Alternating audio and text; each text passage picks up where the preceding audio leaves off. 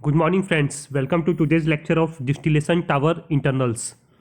Friends, आज के इस लेक्चर में बेसिकली हम बात करेंगे कि डिस्टिलेशन टावर के अंदर के बेसिकली कौन कौन से पार्ट्स होते हैं, कौन से पार्ट का क्या रोल रहता है और एक पर्टिकुलर जो होता है कंपोनेंट वो कितने उसके कौन कौन से पार्ट्स होते हैं।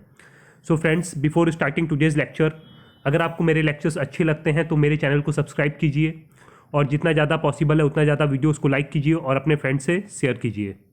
फ्रेंड्स, मेरा ये जो लेक्चर इसके पीडीएफ का डिस्क्रिप्शन का लिंक मैं अपने डिस्क्रिप्शन बॉक्स में डाल दूंगा। सो जिसको भी वो पीडीएफ डाउनलोड करना हो वो वहाँ पे जाके उसको इजीली डाउनलोड कर सकता है। So friends, starting with today's lecture distillation tower internals. So friends, सबसे पहले हम बात करते हैं पैकिंग्स की। जैसा कि आप सबको पता है कि डिस्टिलेशन टावर के अंदर बेसिकली पैकिंग्स यूज़ की जाती हैं। पैकिंग्स का मेन पर्पस क्या रहता है, वो आपका लिक्विड और गैस के बीच में जो कांटेक्ट एरिया रहता है वो एरिया को वो इंक्रीज़ करता है। सो फ्रेंड्स, जिसकी वजह से लिक्विड और गैस के बीच में कांटेक्ट काफ़ी अच्छा रहता है और हमें काफ़ी अच्छा सेपरेशंस मिलते हैं।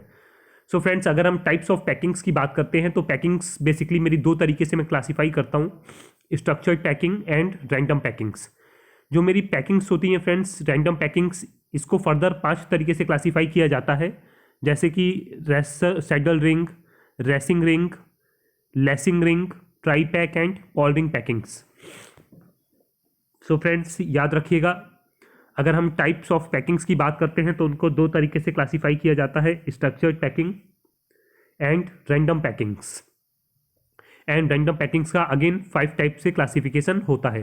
फ्रेंड्स, याद रखिएगा, जो पैकिंग्स होती हैं इनका बेसिकली काम ये रहता है, लिक्विड और गैस के बीच जब कांटेक्ट में आता है, बिकॉज इसके अंदर आपका लिक्विड फेज रिफ्लक्साइंस से नीचे की ओर आता है और आपका वेपर फेज जब आप रिबॉयलर में हीटिंग कर रहे हैं या फिर आप केटल में हीटिंग कर रहे हैं तो वहाँ से वेपर फेज ऊपर जाता है। तो फ्रेंड्स, जहाँ पे ये दोनों के दोनों फेज कांटेक्ट में आते हैं तो उनके बीच का जो कांटेक्ट एरिया है वो मैक्सिमम करने के लिए हम पैकिंग्स का यूज़ करते हैं। सो फ्रेंड्स, आगे इन पैकिंग्स के बारे में नेक्स्ट स्लाइड में मैं आपको फर्दर बताऊँगा। फ्रेंड्स, स्ट्रक्चर्ड पैकिंग, अगर आप विजुअली देखें तो स्ट्रक्चर्ड पैकिंग बेसिकली इस तरीके से दिखाई देती हैं।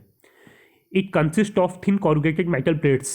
फ्रेंड्स, ये थिन कॉरुगेटेड मेटल प्लेट्स से बनी हुई रहती हैं और गेजेस अरेंज्ड इन अ वे, इनको इस वे से अरेंज किया जाता है that they force liquid to take complicated path through the column, ताकि लिक्विड जो है वो एक पर्टिकुलर पाथ के थ्रू ही कॉलम से मूव करे, thereby creating a large surface area for contact between different phases. जिसकी वजह से फ्रेंड्स क्या होता है, आपका जो कॉन्टैक्ट एरिया होता है डिफरेंट फेजेस के बीच में वो काफ़ी ज़्यादा इंक्रीज कर जाता है। Structured packing is formed from corrugated sheets और परफोरेटेड मेटल और wire gauges. The result is very open honeycomb structure. ये जो स्ट्रक्चर बनता है फ्रेंड्स, ये हनीकॉम जैसा मधुमक्खी का छत्ता उस तरीके का ये स्ट्रक्चर बनता है विद इंक्लाइंड फ्लो चैनल्स, जिसमें इंक्लाइंड फ्लो चैनल्स हो जाते हैं। That gives a relatively high surface area but very low resistance to gas flow. जिसकी वजह से जो सरफेस एरिया होता है फ्रेंड्स, वो सरफेस एरिया मेरा काफ़ी ज़्यादा इंक्रीज कर जाता है, लेकिन जो रेजिस्टेंस मिलता है गैस के फ्लो को वो काफ़ी कम रहता है। The surface enhancement have been chosen to maximise liquid spreading. ये फ्रेंड्स सरफेस एनहेंसमेंट्स इस तरीके से चूज़ की जाती हैं ताकि मेरा मैक्सिमम लिक्विड की स्प्रेडिंग पॉसिबल हो। So friends, hope structured packing आपको बिल्कुल क्लियर हो गई होगी। Friends, the characteristic tends to show significant benefit in low pressure drop and low irrigation rate applications. So friends, जहाँ पे काफ़ी कम प्रेशर ड्रॉप की मेरे को ज़रूरत होती है वहाँ पे बेसिकली मैं स्ट्रक्चर्ड पैकिंग को प्रेफर करता हूँ।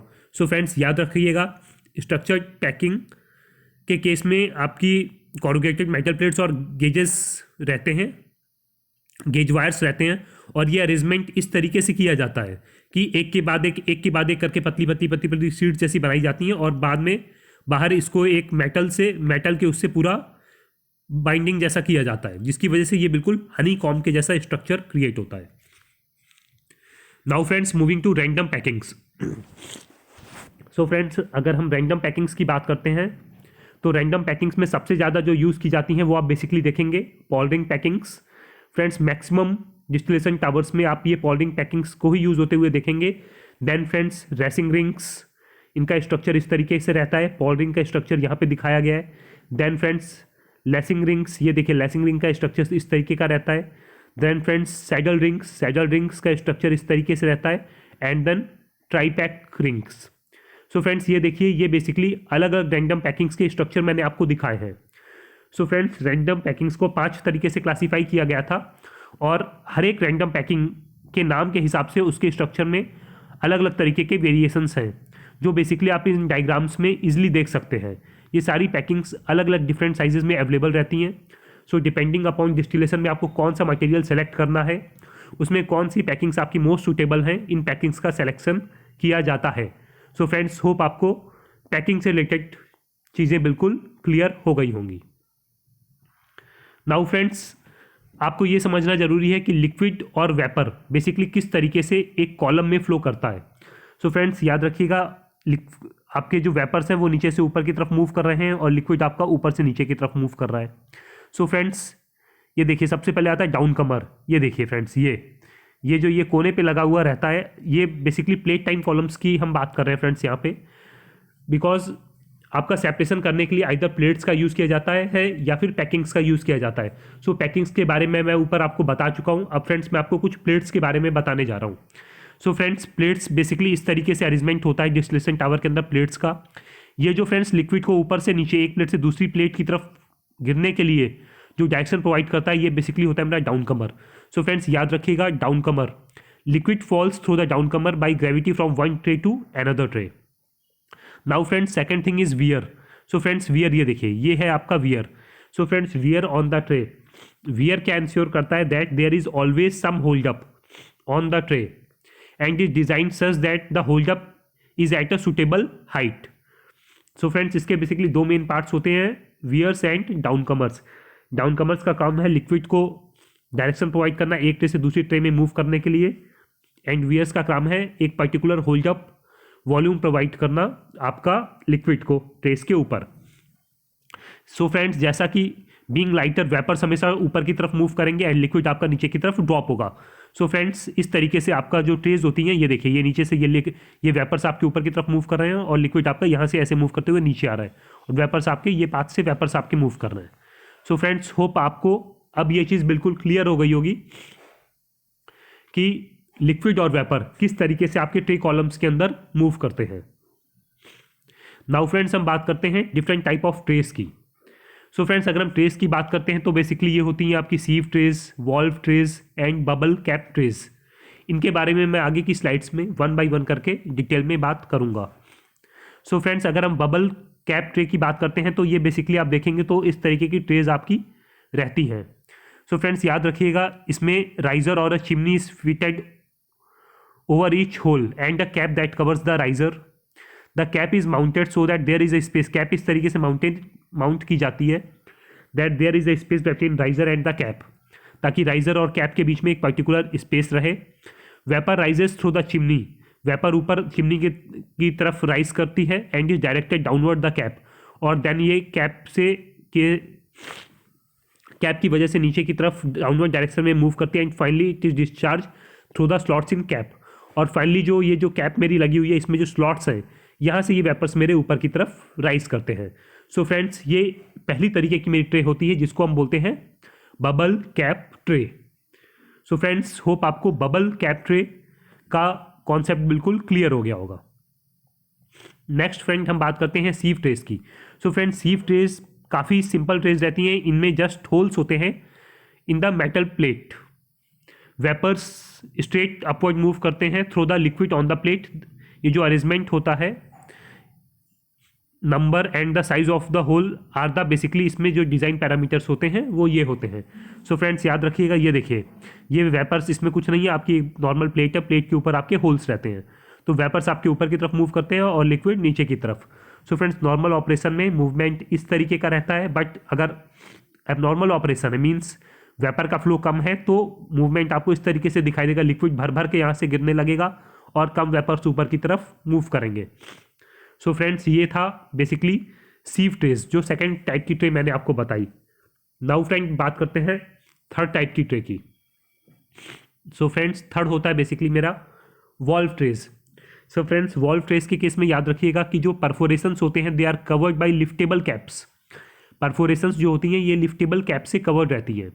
सो फ्रेंड, जैसे ही यहाँ से वेपर्स ठीक ठाक फ्लो करते हैं, मीन्स एक पर्टिकुलर अमाउंट ऑफ वेपर जब फ्लो करता है, तब ये जो कैप्स हैं ये ऊपर की तरफ मूव कर जाती हैं और लिक्विड और वेपर्स यहाँ से फ्लो कर जाते हैं और लिक्विड नीचे आ जाता है। सो फ्रेंड, याद रखिएगा जो लिफ्टिंग कैप्स होती हैं, इस केस में ये जो आप देख रहे हैं ये लिफ्टिंग कैप्स, ये बेसिकली डायरेक्ट कर रही हैं the vapour to flow horizontally into the liquid, thus providing better mixing that is possible in sieve trays. So friends, याद रखिएगा इसके केस में ये जो आपकी लिफ्टिंग कैप्स हैं, इसकी वजह से बेसिकली बेटर कॉन्टैक्ट एरिया आपको मिलता है लिक्विड और वेपर्स के बीच में, और ये जब आपकी कैप्स ऊपर की तरफ मूव करती है तो बेसिकली आपका मूवमेंट पॉसिबल रहता है, और ये डिपेंड करेगा आपका वेपर के फ्लोज कैसे। नॉर्मल कंडीशन में देखिए फ्रेंड्स इस तरीके से आपका फ्लो रहता है। लो वेपर कंडीशंस में ये देखिए फ्रेंड्स लिक्विड आपका ज़्यादा आएगा, वेपर्स आपके कम जाएंगे, और हाई कंडीशंस में वेपर्स आपके ज़्यादा मूव करेंगे बट लिक्विड आपका कम आएगा। सो फ्रेंड्स, ये तीनों की तीनों conditions, normal flow, low flow और हाई वेपर फ्लो, बेसिकली इस डायग्राम्स में मैंने दिखाया है वॉल्व ट्रेस के केस में। नाउ फ्रेंड्स, हम नेक्स्ट कंपोनेंट की बात करते हैं, तो ये होता है बेसिकली आपका डिस्ट्रीब्यूटर्स। सो फ्रेंड्स, अगर आप डिस्ट्रीब्यूटर्स को देखेंगे तो ये बेसिकली अलग अलग तरीके के डिज़ाइंस होते हैं डिस्ट्रीब्यूटर्स के, जो मैंने आपको यहाँ पे दिखाए हैं। सो फ्रेंड्स, याद रखिएगा जो डिस्ट्रीब्यूटर्स होते हैं, it is an important tower internal. In case of pack towers के केस में ये काफ़ी इंपॉर्टेंट रहते हैं, because it is installed upper of the packing, hold down and connect with the liquid inlet. So friends, ये basically liquid inlet से connect रहते हैं, और ये पूरा का पूरा लिक्विड किस तरीके से डिस्ट्रीब्यूट होने वाला है टावर के अंदर, ये पूरा गाइडिंग यहीं से प्रोवाइड होता है। The structure of liquid distributor should be reasonable to prevent disturbing hold down device for higher mass transfer efficiency. Friends, liquid proper तरीके से टावर के अंदर डिस्ट्रीब्यूट हो रहा है या नहीं, ये पूरा का पूरा डिपेंड करता है आपके लिक्विड डिस्ट्रीब्यूटर्स के ऊपर। सो फ्रेंड्स, याद रखिएगा, अगर आप इसकी डिज़ाइन देखेंगे तो बेसिकली इसमें आपका लिक्विड भरेगा, आफ्टर दैट ये जो बड़े बड़े आप होल्स देख रहे हैं, इन होल से आपका लिक्विड नीचे की तरफ मूव करता है फिलअप होके, एंड वेपर्स आपके ये जो छोटे छोटे होल्स हैं उनसे ऊपर की तरफ आते हैं। सो फ्रेंड्स, लिक्विड डिस्ट्रीब्यूटर्स ये भी एक कंपोनेंट होता है डिस्टिलेशन टावर का। Now friends, last but not the least component is demister plates, pads. So friends, याद रखिएगा डेमिस्टर पैड्स का काम रहता है, it is used for removing entrant liquid droplets from a gas stream. They are often fitted just below the top vapor outlet of the liquid separator. इसको friends liquid separator के just vapour outlet के top पे लगाया जाता है। They pad work by coalescing small liquid droplets by obstructing their path. ये क्या करते हैं फ्रेंड्स, जो आपके लिक्विड ड्रॉपलेट्स ऊपर की तरफ मूव करते हैं, ये उसके पाथ को रिस्ट्रिक्ट करते हैं और उनको इकट्ठा करके बिग ड्रॉपलेट्स फॉर्म करते हैं।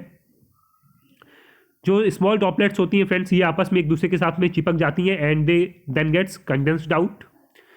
जो फ्रेंड्स स्मॉल लिक्विड ड्रॉपलेट्स और जो वेपर्स रहते हैं वो ऊपर की तरफ मूव कर जाते हैं। द गैस स्ट्रीम जो होती है फ्रेंड्स, वो डेमिस्टर पैड की वजह से कभी भी इफेक्ट नहीं होती है, बिकॉज ये क्या करता है, ओनली जो आपके लिक्विड ड्रॉपलेट्स हैं उनको रोकता है, बट वेपर्स को इजिली ऊपर की तरफ जाने देता है। सो फ्रेंड्स, याद रखिएगा कि ये भी आपकी डिस्टिलेशन टावर का बहुत ही इंपॉर्टेंट पार्ट है।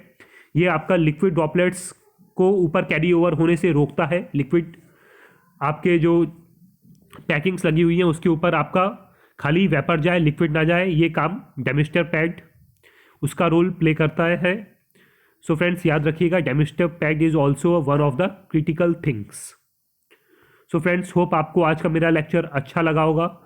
फ्रेंड्स, नेक्स्ट लेक्चर में बेसिकली मैं कुछ और डिटेल्स के बारे में बताऊंगा रिगार्डिंग टावर पैकिंग्स, कि किस तरीके स्ट्रक्चर्ड पैकिंग को बेसिकली कहाँ प्रेफर करते हैं, रैंडम पैकिंग्स को कहाँ प्रेफर किया जाता है, and few more things. So friends, hope आपको आज का मेरा लेक्चर अच्छा लगा होगा। So friends, till then goodbye, have a nice day.